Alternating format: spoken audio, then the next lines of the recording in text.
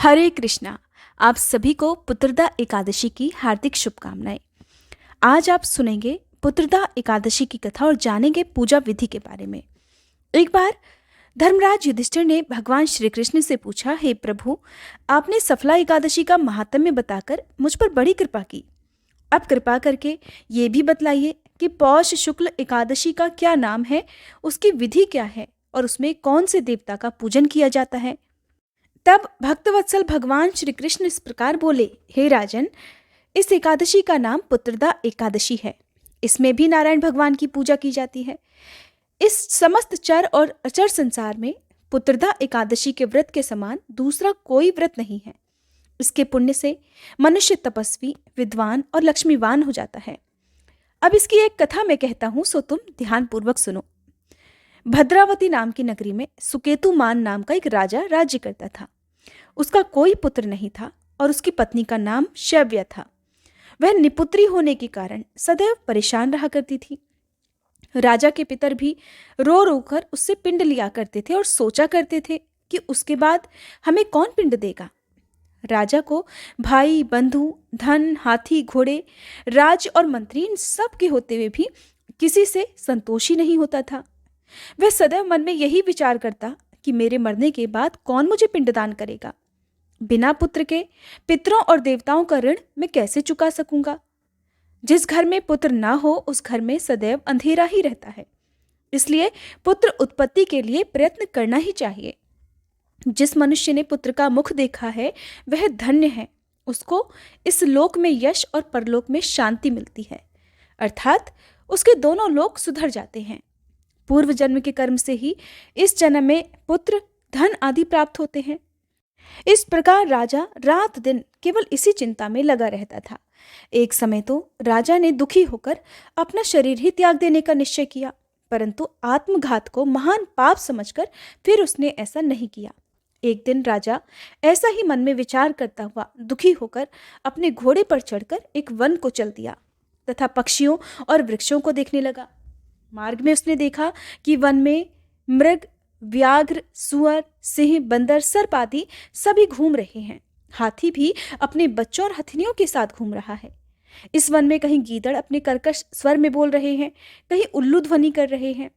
One के इस दृश्यों को देखकर राजा सोच विचार में लग गया। इसी प्रकार सोचते विचारते उसका आधा दिन बीत गया। अब वह सोचने लगा कि मैंने अपने जीवन में कई यज्ञ किए, ब्राह्मणों को स्वादिष्ट भोजन से तृप्त किया, फिर भी मुझे ये दुख प्राप्त हुआ है। इसका क्या कारण हो सकता है। दिन भर भूखे प्यासे भटकने के कारण राजा प्यास के मारे अत्यंत दुखी हो गया और पानी की तलाश में वह उस वन में इधर उधर फिरने लगा। थोड़ी दूर पर राजा ने एक सरोवर देखा। उस सरोवर में सुंदर कमल के फूल खिले हुए थे और सारस, हंस, मगरमच्छ आदि उसी सरोवर में विहार कर रहे थे। उस सरोवर के चारों तरफ मुनियों के आश्रम बने हुए थे। उसी समय राजा के दाहिने अंग फड़कने लगे। राजा शुभ शकुन समझकर अपने घोड़े से उतरकर मुनियों को दंडवत प्रणाम करके वहीं बैठ गया। राजा को देखकर मुनियों ने कहा, हे राजन, हम तुमसे अत्यंत प्रसन्न हैं। तुम्हारी क्या इच्छा है सो कहो। राजा ने पूछा, महाराज, आप कौन हैं और किस लिए यहाँ आए हैं, कृपा करके बताइए। तब मुनि कहने लगे कि हे राजन, आज संतान देने वाली पुत्रदा एकादशी है। हम लोग विश्वदेव हैं और इस सरोवर में स्नान करने के लिए आए हैं। ये सुनकर राजा कहने लगा कि महाराज, मेरे भी कोई संतान नहीं है। अगर आप मुझ पर प्रसन्न हैं तो एक पुत्र का वरदान दे दीजिए। सुनकर मुनि बोले, हे राजन, आज पुत्रदा एकादशी है, आप भी अवश्य ही इस व्रत को कीजिए। भगवान की कृपा से अवश्य ही आपके घर में पुत्र होगा। मुनि के वचनों को सुनकर राजा ने उसी दिन एकादशी का व्रत किया। द्वादशी को उसका पारण किया और इसके बाद मुनियों को प्रणाम करके वह महल में वापस आ गया। कुछ समय बीतने के बाद रानी ने गर्भ धारण किया और 9 महीने के बाद उनके एक सुंदर और स्वस्थ पुत्र हुआ। वह राजकुमार अत्यंत शूरवीर, यशस्वी और प्रजापालक हुआ। भगवान श्री कृष्ण बोले, हे धर्मराज, पुत्र की प्राप्ति के लिए पुत्रदा एकादशी का व्रत अवश्य ही रखना चाहिए। जो मनुष्य इस महात्म्य को पढ़ता है या सुनता है उसे अंत में स्वर्ग की प्राप्ति होती है। प्रेम से बोले श्री कृष्ण भगवान की जय। एकादशी माता की जय। ये तो थी पुत्रदा एकादशी की कथा। धर्मशास्त्रों के अनुसार जिन लोगों को संतान नहीं है उन लोगों के लिए ये व्रत अत्यंत शुभ फल देने वाला है। इस दिन व्रत रखने और पूजा करने से भगवान विष्णु की कृपा तो प्राप्त होती ही है, सुंदर, स्वस्थ और भाग्यशाली संतान की भी प्राप्ति होती है।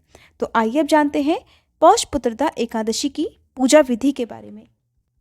अगर आप तिथि और शुभ मुहूर्त के बारे में जानना चाहते हो तो इसकी वीडियो हमारे चैनल पर पहले से अपलोडेड है, आप जरूर देख लीजिएगा। कहते हैं कि एकादशी का जो व्रत है वो बहुत कठिन व्रत होता है और हो सकता है कि हर किसी के लिए इतने नियमों का पालन करना संभव ना हो। फिर भी अपनी सामर्थ्य के अनुसार, अपनी शक्ति के अनुसार कुछ ऐसे नियम एकादशी के हैं जो जरूर पालन करना चाहिए, तभी एकादशी व्रत का पूर्ण फल प्राप्त होता है।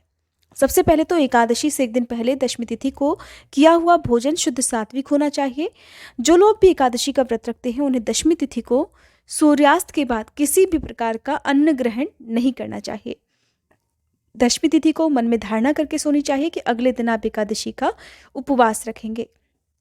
फिर एकादशी के दिन सुबह जितनी जल्दी हो सके उठकर स्नान आदि से निवृत्त होकर सूर्य देवता को अर्घ्य दिया जाता है। साफ पीले वस्त्र पहनने चाहिए और इसके अलावा आज के दिन भगवान विष्णु की पूजा करने से पहले आपको हाथ में जल और पुष्प लेकर व्रत रखने का संकल्प भी लेना चाहिए।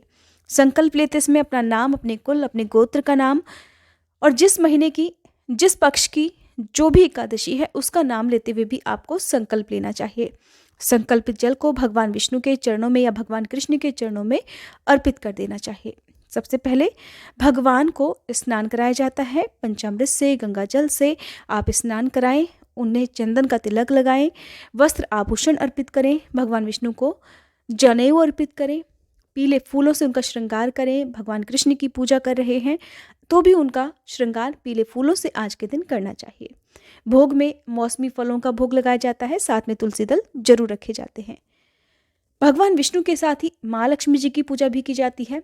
सच्चे मन से ओम नमो भगवते वासुदेवाय, ओम श्री विष्णवे नमः और हरे कृष्णा कृष्णा कृष्णा हरे हरे, हरे राम राम राम हरे हरे, इन मंत्रों का जाप करते हुए आपको एक एक पूजन सामग्री अर्पित करनी चाहिए। बाकी दिनों की पूजा तो आप अपने घर के मंदिर में भी कर सकते हैं, लेकिन जो एकादशी की पूजा होती है उसमें आपको अलग से चौकी की स्थापना करके उस पर साफ पीला वस्त्र बिछाकर उसके ऊपर ही भगवान की मूर्तियों को स्थापित करना चाहिए। और अगले दिन जब द्वादशी का पारण आप कर लें, पारण करने के बाद इन मूर्तियों को आप यथास्थान मंदिर में रख दीजिएगा। तो सुबह के समय व्रत की कथा पढ़ी और सुनी जाती है, आरती की जाती है, क्षमा याचना करनी चाहिए ताकि पूजा में कोई भी कमी या अधिक हो गया हो तो उसका दोष ना लगे। फिर दिन भर उपवास रखा जाता है।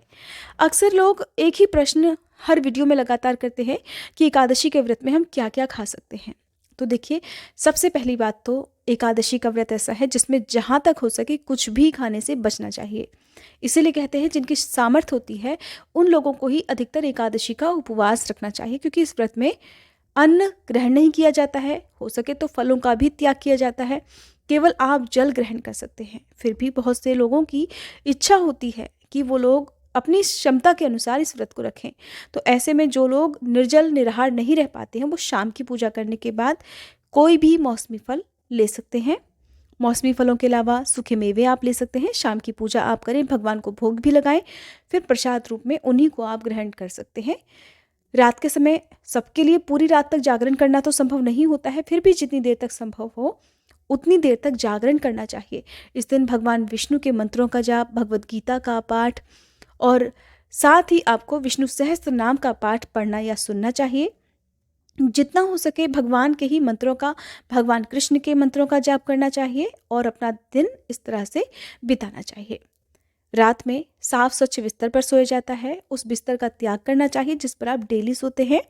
और अगले दिन सुबह जल्दी उठकर पूजा पाठ करनी चाहिए, क्योंकि द्वादशी का दिन होगा। ऐसे में हाथ में जल पुष्प लेकर आप दान देने का संकल्प भी जरूर लें, क्योंकि देखिए आपने हमारे पुराणों की जितनी भी कथाएं पढ़ी या सुनी होंगी, जितने भी नियमों के बारे में जाना होगा, उन सभी में आपने जो भी ऋषि मुनियों के माध्यम से कथाएं सुनी हैं उनमें यही बताया जाता है कि संकल्प लेकर अगर किसी भी व्रत को किया जाता है या संकल्प लेकर अगर किसी भी दान को दिया जाता है तो चाहे वो दान कितना भी छोटा क्यों ना हो, उसका अपार पुण्य प्राप्त होता है। अगर आपने सत्यनारायण भगवान की कथा सुनी है तो आपने ये भी जरूर जाना होगा कि किस प्रकार केवल संकल्प लेने मात्र से ही उस वैश्य के घर में धन के भंडार भर गए थे और किस प्रकार से उसे संतान सुख प्राप्त हो गया था। लेकिन उसी संकल्प को भूलने के कारण फिर उसे कितनी परेशानियों का सामना करना पड़ा था। जो कुछ भी उस संकल्प से मिल गया था, जो भी सुख समृद्धि, वो सब कुछ छिन गई थी जब तक कि उसने उस व्रत को पूरा नहीं किया था। इस प्रकार से आप जब भी संकल्प लेते हैं उस संकल्प को पूरा जरूर करें। द्वादशी तिथि के दिन संकल्प लें। दान आप मंदिर में दे सकते हैं। सबसे ज़्यादा अच्छा होता है कि आप किसी निर्धन, बेसहारा या फिर गरीब को दान की सामग्री दें। भरपेट भोजन आप करा सकते हैं। उनकी ज़रूरत के अनुसार उन्हें जो भी सामग्री हो या मौसम के अनुसार उन्हें वस्त्रों का दान कर सकते हैं, सब्जियों का, फलों का दान कर सकते हैं। दक्षिणा आप दे सकते हैं। इस प्रकार का दान करने के बाद आप शुभ मुहूर्त जो भी वीडियो में आपको बताया जाता है उसी में अपने व्रत का पारण जरूर करें, तभी व्रत का पूर्ण फल प्राप्त होता है। अक्सर लोग एकादशी का व्रत भी रखते हैं लेकिन द्वादशी तिथि को व्रत पारण मुहूर्त के बारे में भूल जाते हैं। अक्सर लोग जानकारी के अभाव में हरिवासर के समय अपना व्रत खोलते हैं। तो मैं आपको बता दूं कि हरिवासर का समय भगवान विष्णु की पूजा के और उपवास के लिए उत्तम माना जाता है। इस समय में भगवान खोले गए व्रत को कभी स्वीकार नहीं करते हैं। तो कभी भी आप व्रत रखें, आपको एकादशी और द्वादशी तिथि के दिन जो भी शुभ मुहूर्त है, खासकर द्वादशी तिथि के दिन जो व्रत खोलने का शुभ मुहूर्त है, उसके बारे में जरूर पता होना चाहिए।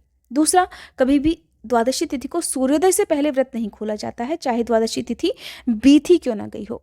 इसलिए आपको ध्यान रखना है कि इन किन बातों का पालन करने से व्रत का पूर्ण फल प्राप्त होता है।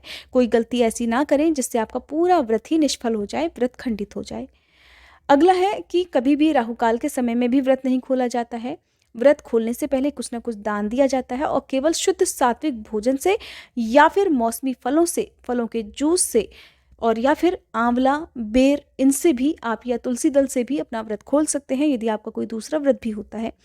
इसलिए कहते हैं कि सबसे पहले आप किसी भी व्रत को रखें, उस व्रत के सभी जरूरी नियम जैसे कि व्रत रखने से लेकर व्रत खोलने तक के नियमों का पता आपको होना चाहिए। तो ये थी जानकारी एकादशी व्रत की कथा और पूजा विधि के बारे में। व्रत का पारण कब और कैसे किया जाता है, क्योंकि इस बार की एकादशी बहुत खास है, ऐसे में किस प्रकार से व्रत का पारण आपको करना चाहिए, अगर आप इस बारे में जानना चाहते हैं तो हमारी अगली वीडियो का इंतजार आप जरूर कीजिएगा, जिसमें आपको केवल पारण संबंधी जानकारी ही दी जाएगी। इसके अलावा अगर आपको हमारे चैनल पर कथाएं सुनना पसंद है तो माघ मास में आप हमारे चैनल पर माघ मास महात्म्य की कथाएं भी जरूर सुनिएगा। माघ मास में ही गुप्त नवरात्रि भी आती है और गुप्त नवरात्रि के पूरे 9 दिनों तक आप हमारे चैनल पर हर दिन की कथा, पूजा विधि और जो भी खास मंत्र होते हैं उनकी जानकारी भी जरूर देखिएगा। वीडियो पसंद आई हो तो प्लीज़ वीडियो को लाइक करके हमारे चैनल को सब्सक्राइब करना मत भूलिएगा।